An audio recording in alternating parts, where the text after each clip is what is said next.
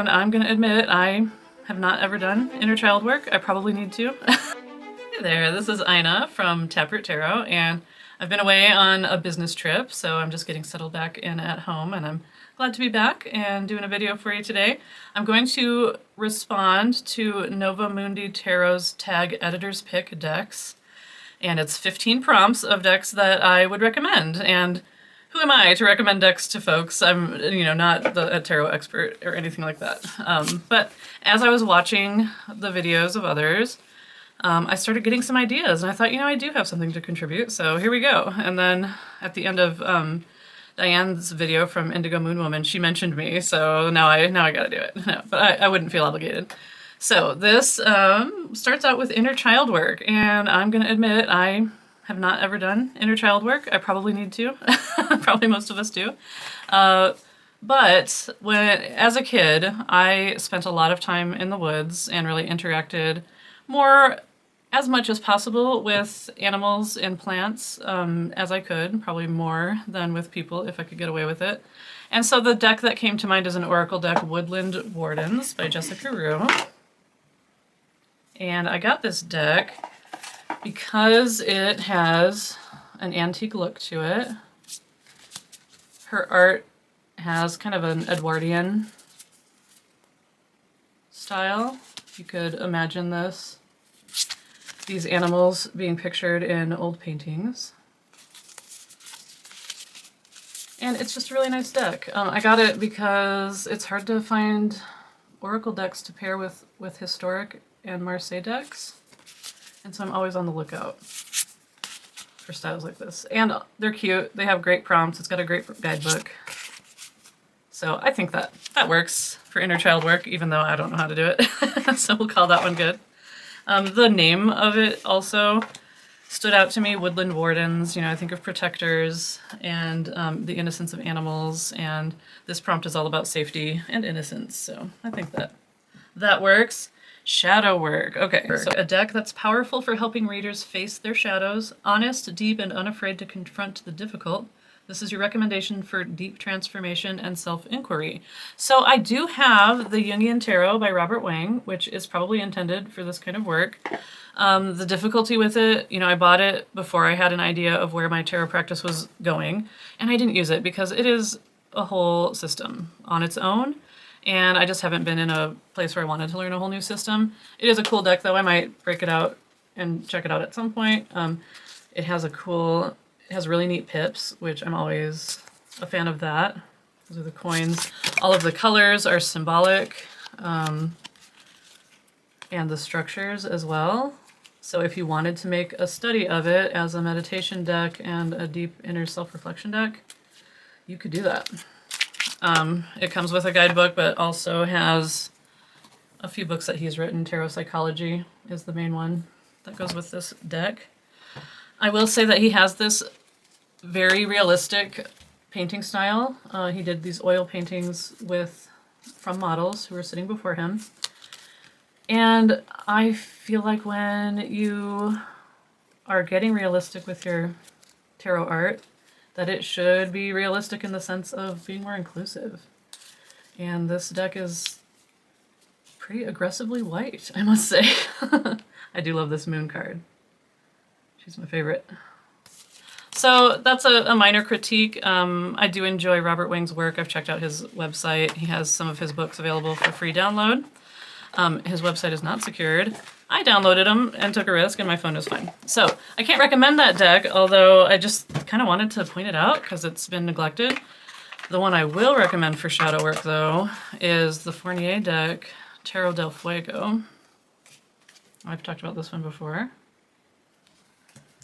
And this is by Ricardo Cavolo. And this deck is deep and hard-hitting and confronting. And it has a lot of these kind of like almost childhood nightmare kind of images or monster under the bed kind of images. But look at that. I mean, I almost don't want to comment on it verbally because that doesn't do justice to the message of this deck, I feel like. But this guy reaching for money falling from the sky while losing his wings in a dunce hat, like, wow. So yeah, this deck is deep. This person escaping from a fire, reaching for the glass of water. What are they reaching back for? I don't know. A lot of options. So yeah, it's jarring and honest, and it has a lot to it. I feel like you can really delve into some layers with this deck. It is often categorized as a Marseille deck. Obviously, it's not a Marseille deck. It is a continental system deck, so it doesn't follow RWS tradition at all. And, you know, it's kind of pips, but it's definitely illustrated. But yeah, super cool deck. I've shown it before. Definitely appropriate for shadow work. I feel like I have a bunch of decks. There will be decks that I'm going to mention later that are also appropriate for shadow work. Deity work. Now, I don't do deity work specifically, but this says it can also be spirit guides. It serves as a spiritual bridge or higher realms. It holds sacred energy and supports a devotional practice or channeled messages. Now, the devotional practice part stood out to me, and I've shown this deck before. It's the Svagatam Tarot by Pankuri Agaval. And I haven't used this for divination. It's still in order. And I'm using it as a study and learning deck. It really delves into yoga philosophy, Ayurveda, Hindu philosophy, and Indian culture. So it's a really cool deck if you have a yogic devotional practice. I think it's worth checking out for sure. And I just want to read from the guidebook for you to give an example of what I mean for using it as a learning deck. So here we have the moon as Bhakti. Now it has divinatory meanings listed as well as for reversed. And then it has a more philosophical explanation for the cards. So for this one, there are many paths to devotion. In Hinduism, one can be an atheist and still be accepted within the means of Dharma, since devotion to the Supreme Self is a valid path of devotion. One can be devoted to the universe, to the universal concept of God, to a personal concept of God, or to their own guru or master. The devotion can be like that of a child, a spouse or lover, a servant, or even a student. Devotion helps us feel supported and taken care of. It brings out the nicest side of us and makes it real, makes it an acknowledged part of ourselves. So we may start operating out of that divinity ourselves. It helps overcome pain, fear, and illusions that deceive us. Bhakti Marga means path, so the different paths of yoga are referred to margas. Bhakti Marg is another important and soulful path to moksha or liberation. As with complete faith, we hand ourselves to the universe, so the best may be done unto us, and irrespective of our knowledge and circumstances, it gives us the courage to carry on and to believe that we are on the right path. So, just an example of how this deck could expand your devotional practice. All right, next we have Ancestor work, a deck you would suggest for connecting with ancestral wisdom, whether for lineage healing or honoring those who came before. This one opens the path to ancestral connection. For this one, I chose Vikings Tarot by Los Scarabeo. And I've taken out and reordered the majors. And this deck just really speaks to me. The guidebook has some information on the mythology. The art just really, I don't know, just really resonates with me. There's stories that I've heard and an art style that I grew up with. So we have Loki as the Fool. For those of us who are Marseille readers, we would have thought of Loki more as the magician or conjurer or trickster. So this is a little bit different. This follows Smith-Waite pattern. However, it's more loyal to the Scandinavian mythology than it is to the Smith-Waite system. And that is actually been a criticism that some people have of this deck, but for me that is a plus. So here we have Loki, here's Tyr. Apparently he is kind of big on cosmic justice. You can see he's got no hand there, and he was in a battle with a wolf and allowed the wolf to take his hand just to make it more fair. So that's wild.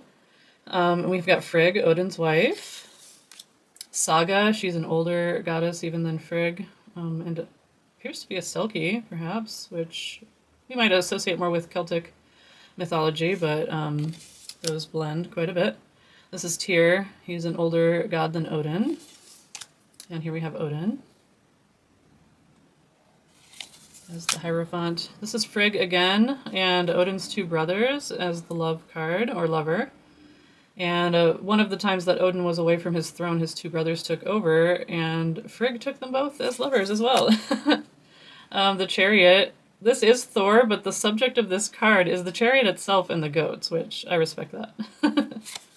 And here's Thor, of course, for strength. Heimdall as the Hermit. The three Norns as the Wheel of Fortune. I forget this guy's name. Justice. Now, this is another one where this deck just doesn't do what you would expect. This is Vali, one of Odin's sons. And I think we often think of the Hanged One as Odin hanging from Yggdrasil, the Tree of Life, and gaining knowledge of the runes. But they didn't take that obvious route. And of course, in the Marseille system, the Hanged One is more about punishment and retribution and treachery. So Vali was born fully grown and armed. So this is his birth. You can see he's still got an umbilical cord here. And the purpose of that was for him to take revenge for the killing of Balder, which started Ragnarok. So even though the Hanged One in this card is the person seeking retribution rather than the traitor himself, it still has a more similar theme to the older systems of reading the tarot, which I think is kind of cool. And here's a Valkyrie, or the Valkyries for death. And there's a battle going on down below them. Here's Balder for temperance, and this it just is such a powerful image to me. His death was to bring about Ragnarok, and he's an immortal god, but Loki tricked a giant into taking his life, and but it's a piece of knowledge that he's, I guess, lived with for all of his life, so he's kind of chill and temperate about the whole situation. So he's really at peace in this card, which I think is cool. The Devil is the giant Aesir being tricked into taking Balder's life and then being punished for it. The Tower is Asgard beginning to fall. The stars is Yggdrasil. You can see Odin down there. There's a masculine moon in Norse mythology, but this card still includes the solar twins as lunar twins, as a nod to the Marseille system, which I think is cool. And then Sol is the feminine charioteer who drives the sun, with her shield on her back to protect her from the heat. And Judgment is Ragnarok. And this, I don't know, this is just really powerful to me. This is the first being. His name is Ymir, I think. And he's a giant. And he spawned other giants and began to create the world. And eventually gave his body to build the structure of the earth. So he's the world. Let's do a quick.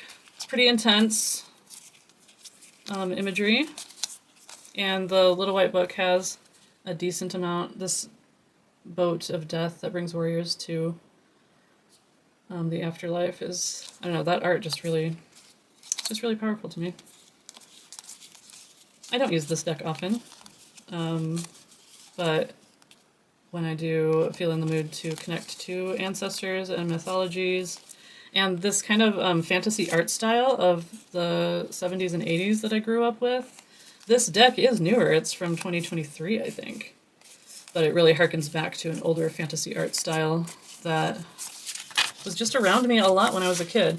I do like to pair this with the Norse Magic Oracle deck. This is super cool, well researched. And one thing, some of the figures in the Vikings Tarot deck get very brief explanations, and of course I can look that up online. But I can also look up, use this guidebook for a little bit more information if I like. So yeah, I think this is just beautiful. I like pairing these two. There's the Norns. And it's got a really good like I said, well-researched guidebook. The next prompt is Divination, a deck that excels in traditional divination. Clear, direct, and accurate. This is your top pick for those seeking predictive insight or practical answers. So a lot of the answers, in honesty, for me, would be literally any Marseille deck. And that's just my perspective. Since I gravitate toward the historic decks, keeping it simple and clear is kind of what tarot is for me. For this prompt, though, just so I'm not answering literally any tarot or any Marseille deck for all of the prompts, I'm going to go with playing cards. And that's something that I have kind of dipped into a bit, but I'm getting more into it. And for this one, I'll show you the Playing Marseille. This is by Ryan Edward, and he did the maybe Lenormand as well. It has a good book about how reading playing cards differs from the traditional systems of reading Marseille decks. And when I say playing cards here, I'm referring to French system playing cards.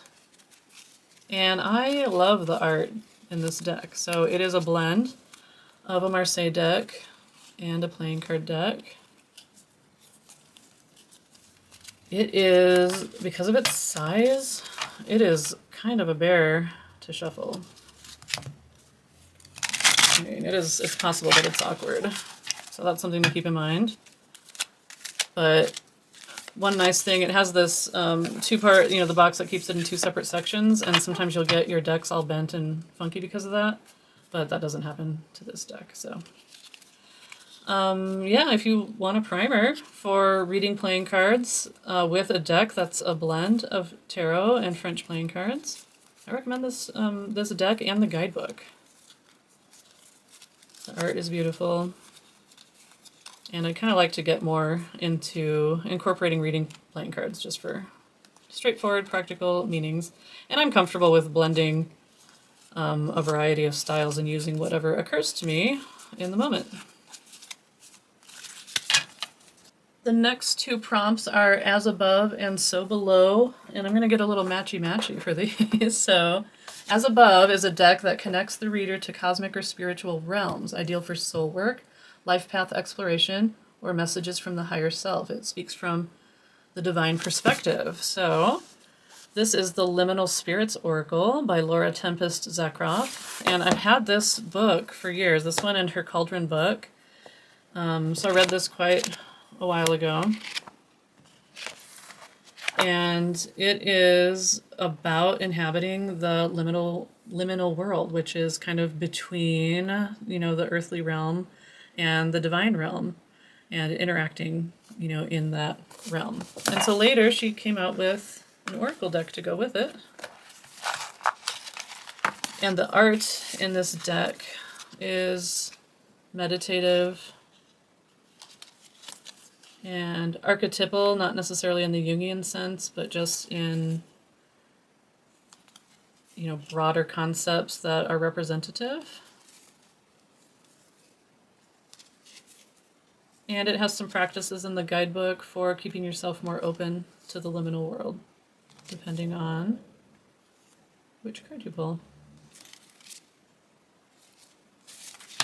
Now the next one is her more practical guide.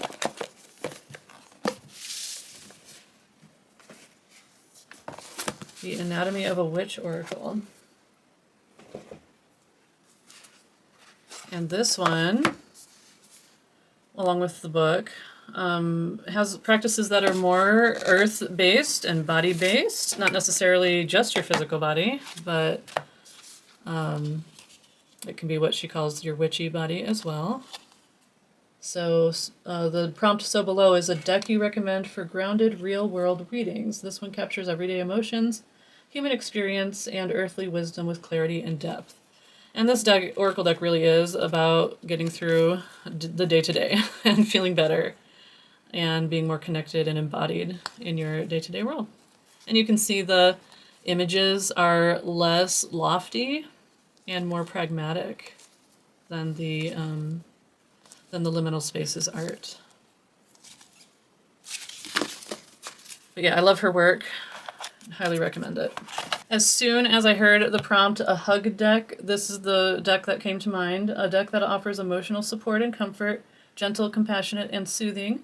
This is a deck that feels like a warm hug for anyone going through a tough time. And as soon as I heard that, I thought The Gentle Tarot by Mari in the Sky. Maritza, I think is her full name. And then I watched a few of these videos before I finally watched Nova's original, and she chose this deck as well. But I'm still choosing it because it's the perfect choice. I can't remember if it was Indiegogo or Kickstarter, but I helped fund the original creation of this deck, and it's not one that I use very often anymore because, again, I bought it at a time before I really settled on my interest in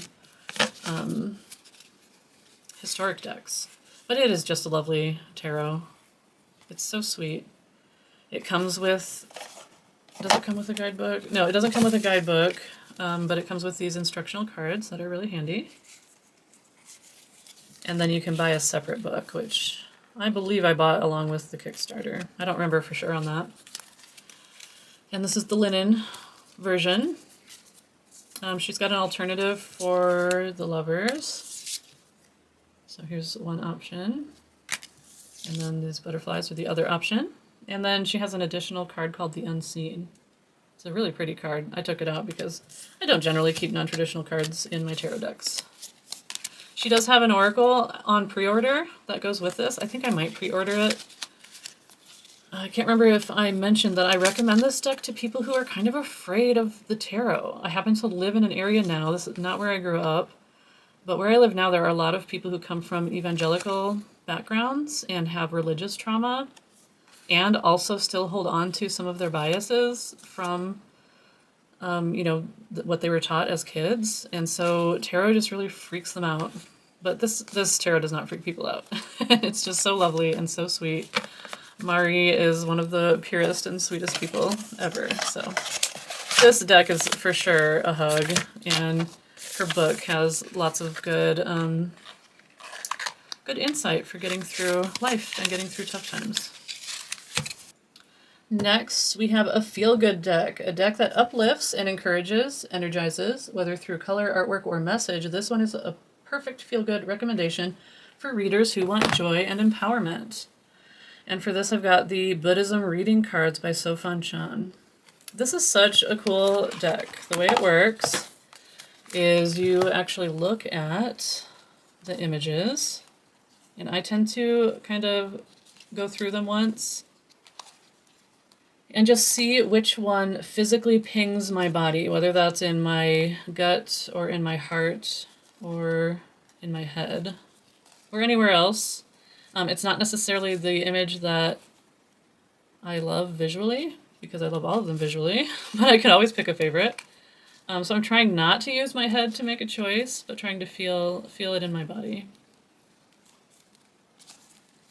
And then once something stands out to me, I go back. And these cards are all split into a variety of different Buddhist teachings. So you can learn about Buddhism by using this deck, or just use it as an oracle. So this one is under the category of contemplation card. I'll show you this art that stood out to me. So gorgeous. And this one is awareness. It is like the sun. When it shines on things, they are transformed. Thich Nhat Hanh. Awareness is the amazing knowingness that comes from the intelligence of the mind, the opening of the heart, and the different sensations within the body. These three major dimensions are simultaneously aware of the different layers of truth, and when in balance can create great contentment and well-being in the body, mind, and spirit. And you can just use it as a deck like that. Or if you want more details, you can look it up in this fully illustrated guidebook and get more information. It's lovely. I love this deck. I often pair it with Robert M. Place's The Buddha Tarot, which I finally got the original version of. I've had the red feather one with the absolutely heinous, horrific cardstock, but the better book. That's in the red box. I've had that one since it first came out. The older version in the yellow box has cardstock you can actually shuffle. And so now I've got both, and it pairs nicely with this. That's not a tarot deck I would use for reading. Again, it's one of those that's a whole system of its own, and one that I will just use by looking up the definitions, or using the guidebook, I should say. The next prompt is the most versatile, a deck you recommend for handling any type of reading, love, career, shadow work, daily pulls, and everything in between. Reliable, flexible, and reader-friendly. This is the all-rounder that adapts to every situation. And for me, from my perspective, that would be another one where it's literally any Marseille deck. So I really think that is the most neutral and versatile way to read tarot. It resonates with me anyway. For a specific deck, I've shown this one before, I'm going to pick the Tarot de Maria Celia by Leonard Jim Narciso. He's a Filipino artist and has apparently done quite a bit of work replicating historic decks. But his Etsy isn't active anymore, which makes me sad. So hopefully he starts producing some historic decks again. But his art is just fantastic, and it's really appealing to people who might not necessarily vibe with traditional historic decks. This is one of my 3 first Marseille decks. I don't remember exactly which one. And it has really been a go-to for me, especially since it's in a tin, which is my favorite way to transport Marseille decks. It also has a little white book that is Marseille friendly, which, you know, you'd be surprised how often a Marseille deck will come with a guidebook by Arthur Waite. So for all those reasons, I consider this just a very versatile, all-round, neutral, good for everything kind of deck. Next, we have Most Inspiring, a deck you recommend to inspire creativity, intuitive flow, or personal transformation, whether it's the art, the energy, or the depth of the messages. This one sparks something powerful in the reader.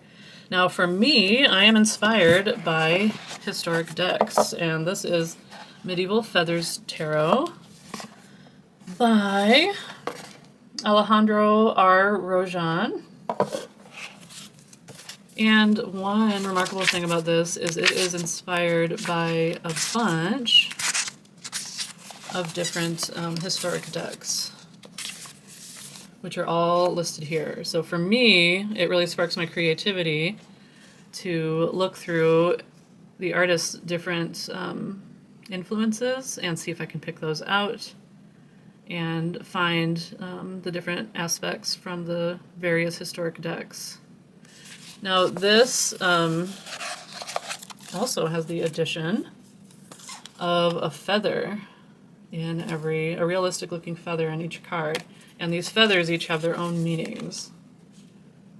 So on top of the art just being absolutely gorgeous and having a bunch of creative meaning that can spark your intuition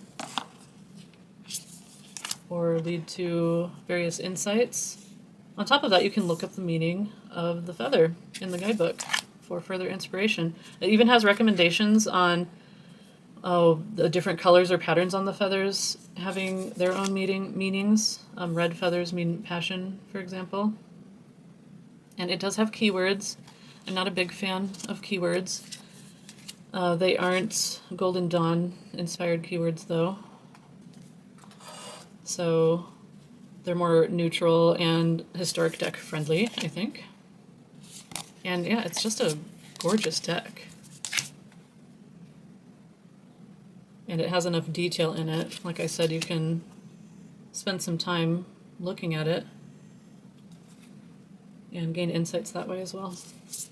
Now it does have a lightning card or an optional tower card. I chose the lightning card because it has an astronomer for the star and a spinner for the moon.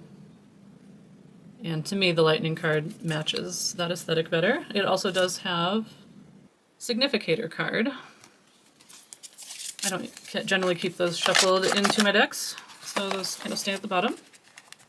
And the inspiration behind this was just that traditionally feathers are considered to have been messages from the divine. And so that's kind of the vibe of this deck, which I think fits the the most inspiring prompt. To me, this is inspiring as a historic deck enthusiast. Next, we have the deck that is best for beginners. And my take on this was maybe a deck that would help out not necessarily beginners to tarot, but people who came to tarot through the RWS tradition and are interested in exploring historic decks. So not necessarily brand new beginners, but beginners to historic decks. This is Tarot Decorative by Ciro Marchetti. And the main reason I bought this was for the book. Lee Burston is probably the best Marseille author in the English-speaking world. However, he hasn't ever written a standalone book. He wrote the Little White Book and extended guidebook for the Universal Tarot de Marseille. He's written books on various other tarots, but this, as far as I know, is his most extensive writing on the Tarot de Marseille, and it's such a good intro to that tradition. Even Ciro Marchetti's introduction is really good. I was surprised by that, how much I enjoyed his intro. Now, the deck itself is styled as a Marseille deck. The art style is too much realism for a tarot for my taste. It's undoubtedly beautiful. I'm just not a fan of these hyper-realistic depictions in a tarot deck, especially ones that aren't very diverse.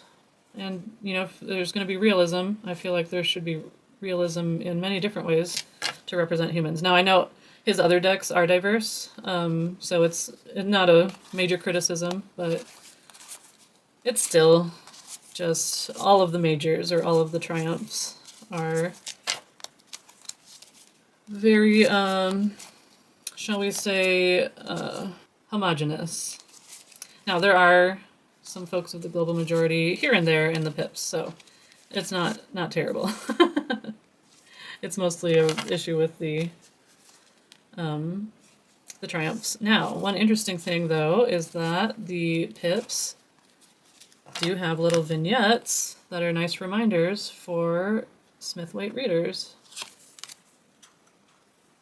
So for somebody who's trying to learn the pips and wants to not necessarily throw out the Smith-Waite meanings that they've learned, they can still keep those as a little bit of a hint to help them while they're reading the pips.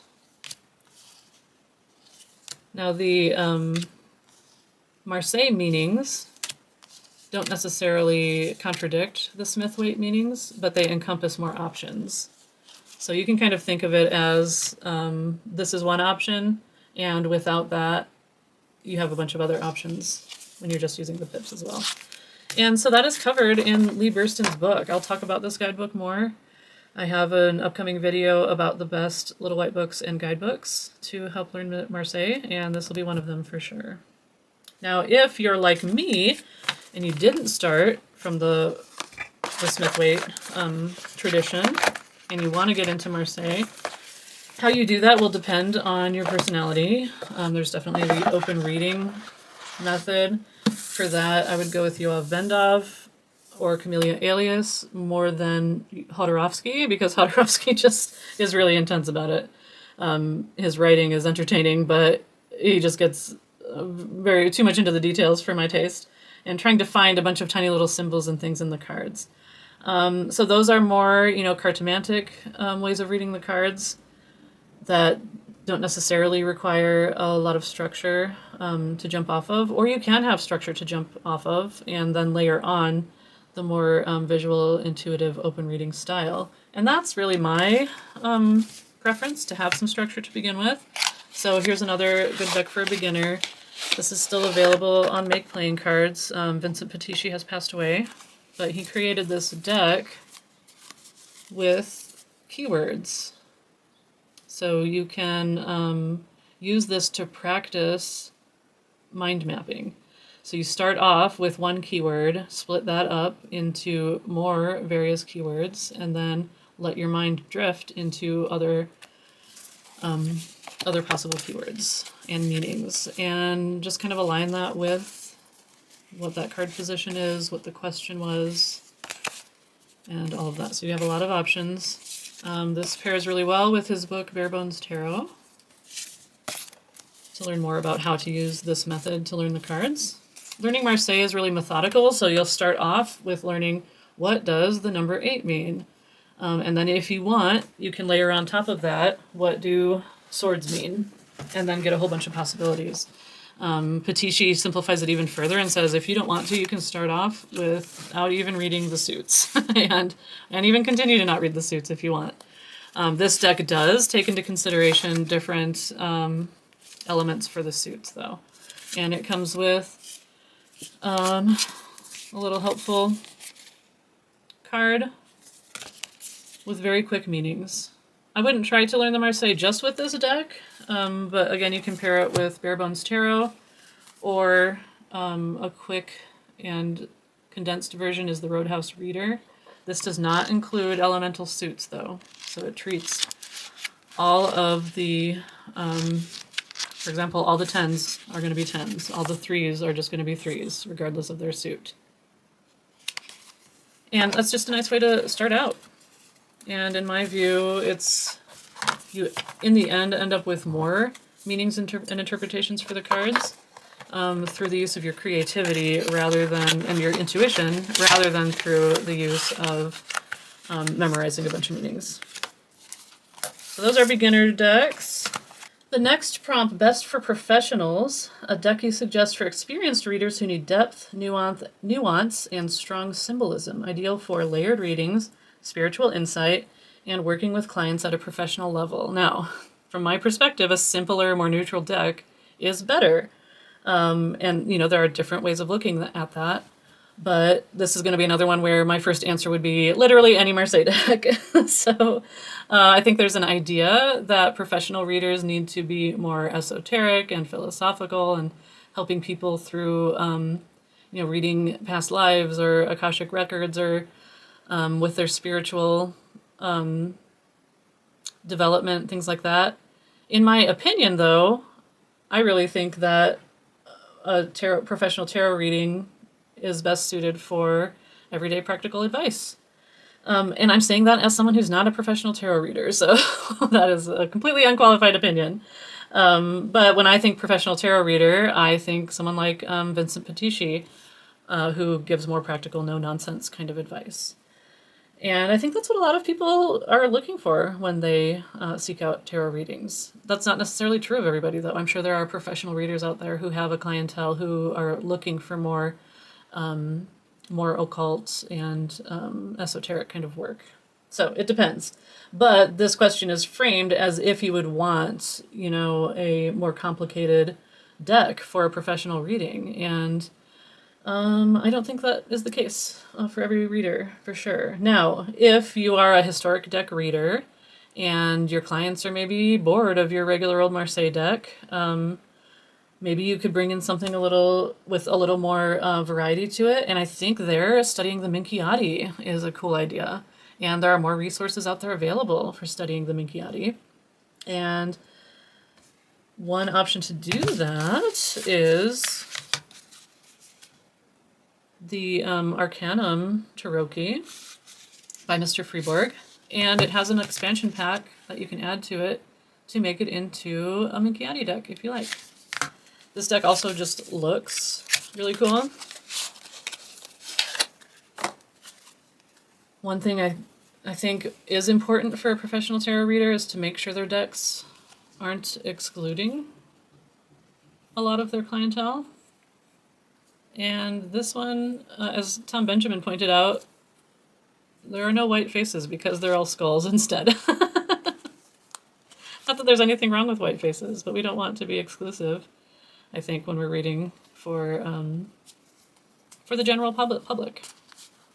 Now, really, what tarot deck you use, I think, should be the tarot deck that resonates with you as a reader and sparks your intuition to help guide folks. But what do I know? I'm not a pro reader. Maybe someday. Definitely not at this point. But yeah, I think there are, because this is a deck that's inspired by a variety of different historic decks, This is another one where there are layers and layers of meaning here, if you want to look for it. It's an appealing deck. It just has it has a really cool vibe to it. And if you want to complicate matters, you can turn it into a Minchiati deck. I did put flashing powder on the main deck, and that helped, but it is a sticky deck, and you can kind of see that with this one. Like, this does not want to separate, so definitely recommend fanning powder for this deck. But yeah, with the Minchiati add-ons, you've got the elements. You've got extra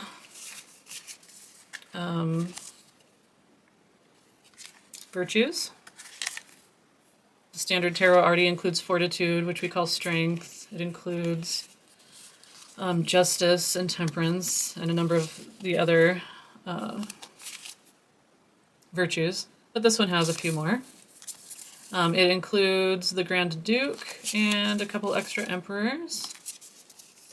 And then we have Father Time here, rather than the Hermit. Although the Hermit in this deck, I don't know if I can find it, but it is really reminiscent of the Father Time aspect of the Hermit. He's using crutches. I don't remember if there's a stag. That's another one that is often included in a Father Time depiction. So yeah, here he is. This is the Hermit. No stag, but crutches. Very cool Hermit, love it. But if you prefer Father Time instead, you can swap it out or use both if you want. And then it has the zodiac signs. So I think that would make a cool professional deck. I actually saw a walkthrough of it from Tom Benjamin where he was talking about really enjoying doing readings with this original deck. I don't think he got into using the expansion pack, if I remember right. Next, we have Witchy Vibes, a deck that you'd recommend for those who love witchy aesthetics, moody vibes, magical symbolism, or spell work, support, casting, altar work, etc. So I have a Oracle and Tarot pair here. First, we'll start with the Magic Gate Tarot by Vera Petruk. And this is such a cool deck. It's got a nice guidebook to it. It is a Continental Tradition pip deck. The View Mond, it's a View Mond deck, and their description does say that it's RWS. And I think they do that because they kind of have to. I think her previous decks, which are numbered in Continental Tradition, have maybe, I don't know, been less popular or gotten complaints because of the numbering. So this one just isn't numbered, and it is a pip deck and very much not RWS. It has some nods here and there. And it's definitely an esoteric deck, definitely a witchy vibe to it. I've still got it in order here. This art is just super cool. The backs are super cool. Kind of an Adam and Eve theme there. This Hermit is not my favorite art, but it makes so much sense. You know, a dragon hoarding his gold as the Hermit. And so this could really be a shadow work deck as well. It is also confronting and honest. Strength, reminiscent of the Death card. That's interesting, huh? There's a lot of interesting symbolism here. The Hanged one with these books, and yeah, I don't know, it's just interesting. And then this Death card takes a different path from the traditional. Temperance is really thought-provoking. Super cool devil. Yeah, her art is just really, really thought-provoking and very different. She's definitely very much doing her own thing. And also super witchy. I love this world with the rabbit theme. How cool is that? And then we get into the pips and courts. The aces are a little more artistic than the other pips. The courts are pretty cool. And then we get into pip cards in this style. So we've got the tree in the background. And then the elements, whatever pip element is being represented on top of the tree. So you're just getting Ace of Cups. Really cool quartz. And then we get into these more progressive pips. Some people might call this a cop-out pip system. I like it. I think it's methodical, and I appreciate that. I like that it keeps, it stays open to interpretation.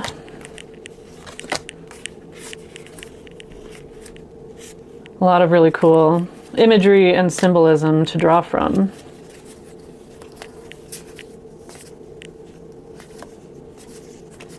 I enjoy this deck. I think it's really cool. And I like to pair it. I think for some reason I put this one in order, but I don't think I remembered to order this. This deck does come, the Magic Gate Tarot, comes both with a really good box and with a bag. And so I use the bag for Call of the Morrigan Oracle, because it has a huge box and it's just kind of unwieldy. So these are the backs. It comes with a really detailed guidebook. This guidebook has an index, it has a bibliography. Maybe it doesn't have an index. It does have a bibliography. It has a suggested reading list, and it has a pronunciation guide. Like, this is a really in-depth guidebook. Now, it also has ways that you can use the cards in spell work or on your altar, things like that. That's not how I use this deck. I use it as an oracle to pair with this tarot. And so it also has divinatory meanings, so you can use it for that as well. And it is intense. So I had the Magic Gate Tarot first. I saw this one in a walkthrough on Simon's channel, and it was so gorgeous.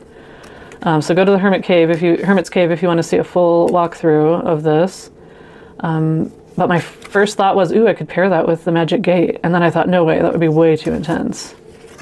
And then I was like, you know what? When I got it, I totally did want to pair it with the Magic Gate. So it's super witchy, and very honest, and very deep. So again, both of these would also be great for shadow work, but I saved them for the witchy vibes section. Super cool. Love it. All right. And finally, we have astrology work, and I do not do astrology. I'm interested in it. I like to learn about it. I love listening to astrologers, but I don't know anything about it, so I'm not one to recommend a deck. So I'm just going to show you the only astrology deck I have, but this is a deck you recommend for astrology lovers and cosmic seekers, one that weaves planetary wisdom and archetypes into its structure, ideal for exploring birth charts, transits, and celestial guidance. Now, like all my other oracle decks, I got this one specifically to pair with the historic decks that I prefer. And so I'm always just looking for a specific look to be able to do that. And these do have a vintage look. You could even pair these with a lot of the classic Lenormand decks that are out there. So it's a very cool oracle deck. It's a chunky oracle deck. This is a lot of cards, 80 some cards, I think. But it also, you know, the suits are the planets. So the first suit is the sun suit, for example. And it's listed there, or the image. And then it has the zodiac sign. But this book is one that would be really handy for someone who wanted to learn astrology. And I know there are a lot of different ways to learn astrology, so take this with a grain of salt, because I don't know what the best way to learn astrology is. But I have found it handy, like if I'm just curious, what does this symbol mean? It's got, you know, this nice little key here that's easy to find in the book. It is, and it has a bunch of stuff about astrology if I were interested in learning. Just by using the deck, I do pick up some stuff here and there. One of the coolest things is that each suit has a different shape. So you can see, even if you don't remember the symbol, all the sun cards have this square with a half circle over it. This one you can see, because it has the diagonal with the two triangles, you can see that's a Mercury card. So that's really neat. It's just a really pretty, brilliant deck system, I think. So the first suit is the sun, the suit of fortune. And that, I think, is such a helpful way for me to learn cards, is to kind of build up the meaning. So you start with an overarching theme, like this is what all the ones mean, for example, if you're doing a Marseille tradition, and then you layer on the elements of each of the suits on top of that. Or in this case, we're starting with the meaning of the suits and then layering on what does Aries mean or what does Taurus mean, for example. So I think that's pretty cool. Overall though, for me, I got this deck for the artwork and for it's really good as an oracle. So you don't have to be interested in astrology to use this deck. You don't have to dedicate yourself to learning it if you don't want to. That's, to me, again, it's interesting, but it just doesn't stick in my head because it doesn't resonate well enough. So I will absorb what I will, but I'm not going to pressure myself into memorizing any of this stuff. But I love this art. It's a great oracle deck. Now, I will also say that if you are interested in the Marseille tradition and also astrology, this is a pretty cool book. When I first got into Marseille, this and Anna Maria Marsucci's book were kind of mostly all that was available. And that was back when they were both first published. All that was available in English, I should say. This person, E.A. Garfunkel, I think they're writing from France. So I think this was, or it might be Switzerland. I think this was translated from French though, or I know this was translated from French. And it includes, she learned from a Swiss tarot expert, and it includes an astrological spread. So this book didn't resonate with me when I first got it as much as Anna Maria Marsucci's book did. And looking back on it, I kind of think because at that time I had no interest in reading the cards for others. I was happy to kind of look up meanings. It's only been within the last year or so that I've gotten more interested in learning how to read the cards and thinking about maybe reading for others someday. So this does have come from more of a viewpoint of pro reading, which at the time didn't necessarily resonate with me, but I want to give this another read because I think it would resonate with me more now. And it looks like she's actually an American. She is in Chapel Hill, North Carolina, but she did study with a Swiss tarot expert. And so there's a couple of chapters in here on an astrological spread. So if you like to mix astrology with tarot and you're interested in the Tarot de Marseille, you might want to check this out. That's what I've got for you today. Thank you so much for joining me. I hope this was enjoyable. I don't know if I'm going to tag anybody. If I do tag you, please no pressure. One thing that Nova mentioned is that you can remove any of these categories. You can add your own categories. So if you're watching this and you're like, I've got ideas for 3 of these, but not 15, then do the 3. That's cool. But if I tag you and you don't have time to do this, that's totally fine. But I have enjoyed watching these. It's a really interesting tag, and it was super fun. I didn't think I would even have enough decks to do this tag or a wide enough variety of decks. But as I was watching the videos of others, I started getting ideas, and then I was watching Diane's from Indigo Moon Woman, and she mentioned me at the end, so I was like, okay, I'll go ahead and do it. So I hope it was enjoyable. I hope I maybe brought in a few decks that aren't as common. This one I think is pretty common, but it's super cool and definitely worth checking out. Thank you so much for joining me, and I will talk to you next time.